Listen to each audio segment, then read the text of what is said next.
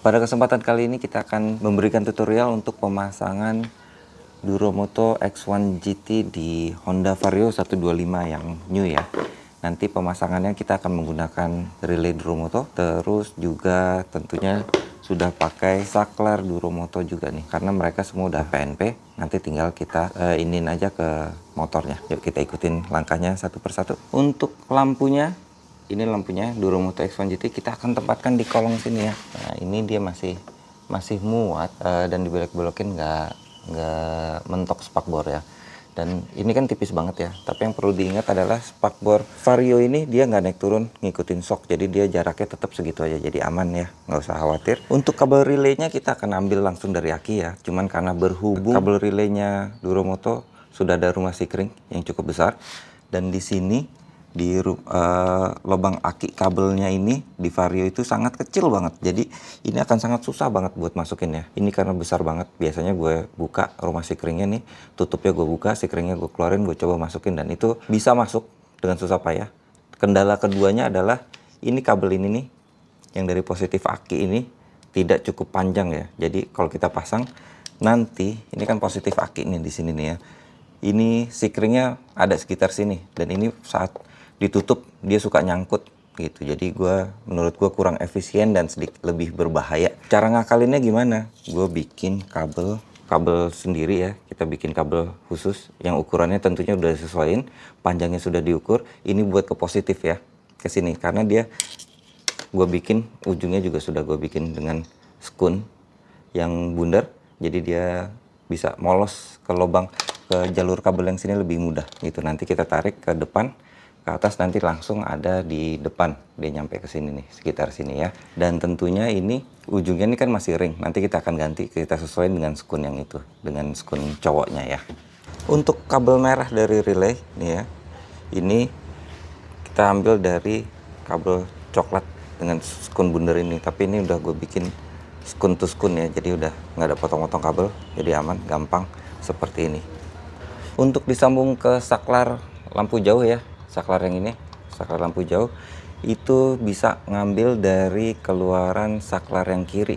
Nah, lampu jauh itu adanya di kabel warna biru, itu signalnya negatif. Jadi relay Duromoto kalau signal negatif itu dia pakai kabel yang kuning. Kita pakai kabel yang kuning, nanti kabel kuning ini kita sambung ke sini. Nah, ini karena soketnya soket waterproof ya, jadi dia tidak ada lubang sama sekali. Ada dua cara. Cara pertama itu kita bikin pakai soket juga seperti ini, atau bisa juga kita pakai quick snap. Kalau gue milih pakai quick snap karena apa? Kalau kita bikin soket to soket kayak begini ini ada sekitar 8 kabel, satu persatu kita bikinin, agak kurang worth it ya kalau menurut gue. Jadi gue biasanya pakai alat seperti ini nih, quick snap seperti ini. Dan nyambung ke saklar lampu jauh itu tidak wajib ya. Jadi kabel kuning atau biru dari relay Duromoto itu, ini kan ada kabel biru sebelah sini dan kabel kuning yang di sebelah sini ya. Ini nggak wajib ya. Kalian tidak sambung pun nggak ada masalah, tetap bisa pakai dua mode dari lampu Duromotonya. Lampu Duromoto itu kan ada 3 mode, ada sinar putih saja, kuning saja, dan kedua sinar bersamaan. Nah, kalau tidak disambung ke lampu jauh, kita bisa pakai 2 mode. 2 mode itu terserah pilihan kamu. Mau lampu deket, misalnya lampu dekatnya putih, dan saklar keduanya itu lampu jauh. Lampu jauhnya ini bisa kalian pilih lampu kuning doang atau putih kuning, seperti itu ya. Nah, ini snap locknya udah terpasang ya. Tuh dia di sini, dan ini gue lakban lagi biar aman pakai electrical tape ya. Dan ini langsung kita tes aja. Ini kebetulan gue udah bikin pakai alat untuk ngetes lampu singkat ya.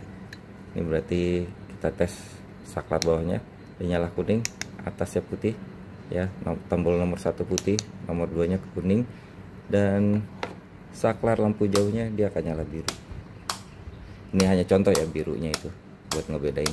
Jadi udah kabel-kabel udah tersambung semua, tinggal kita rapiin aja nih kabel-kabelnya. Jadi ini pemasangan kabel-kabel relaynya udah selesai ya. Tuh, jadi enak dilihatnya ya, rapi dan aman. Dan ini ke saklarnya, saklar masih ngegantung karena kita akan pasang terakhir setelah pasang tutup stangnya ini, baru kita pasang saklarnya. Dan ini juga kabel-kabelnya aman, saat dibelokkan dia tidak tertarik ya. Tuh. Jadi udah kita ukur jarak mainnya aman. Jadi nggak ketarik. Kalau ketarik itu kan potensi kabel putus. Jadi harus diperhatikan juga. Jadi kayak gini, nanti drivernya itu kita akan taruh di area kosong sebelah sini nih, drivernya. Ini kabel untuk ke driver nih. Ini udah kita siapin. Ini kita kasih lakban hitam belakang biar kondom skunnya ini nggak mundur-mundur ya. Ini karena ini suka mundur. Kalau dia mundur, skunnya ke expose, dia bisa ada kemungkinan bersentuhan dan bisa mengakibatkan konslet. Untuk bracketnya kita pakai bracket yang simple aja ya. Ini bracket custom, pakai besi bolong-bolong seperti ini. Ini kita bengkokin seperti ini dan kita tempatkan di baut belakang lampu nih. Cuman klipnya kita ganti dengan yang seperti ini ya. Nih dia klipnya pakai baut kayak gini, dia jadi lebih kuat. Dan bautnya tentunya pasti kita ganti ya dengan yang sesuai. Jadi dia lebih kuat karena klip aslinya itu cuman seperti ini. Dia tipis dan kalau kita kencengin ada kemungkinan dia dol, tidak terlalu kuat ya. Makanya kita tukar dengan klip yang ini. Ini penampilan dari depannya jadi seperti ini. Tuh. Rapi ya, rata. Dan bisa kita pepetin ke atas tuh. Karena pakai bracket custom jadi bisa kita sesuaikan, dia rapi, lurus. Karena gue udah coba beberapa bracket yang ada di pasaran, dicoba itu nggak ada yang cocok, nggak ada yang pas. Antara dia berlebih atau apalah. Mereka bilangnya bisa untuk Vario 125, tapi gue coba selalu gagal. Antara gue yang nggak ngerti cara masangnya atau gimana, gue juga nggak tahu ya.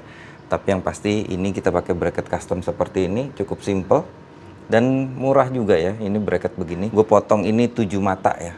7 mata gue belokin, belok seperti itu.